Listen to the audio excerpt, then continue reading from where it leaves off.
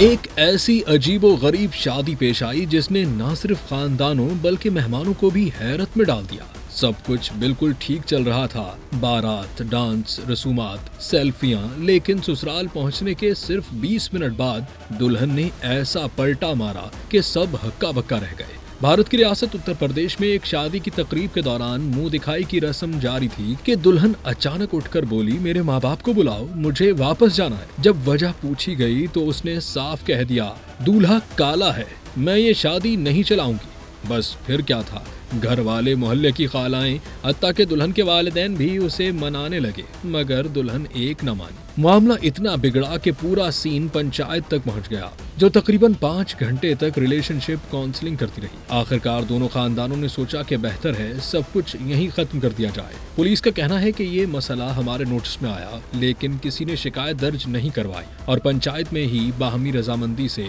दूल्हा दुल्हन अलग हो गए।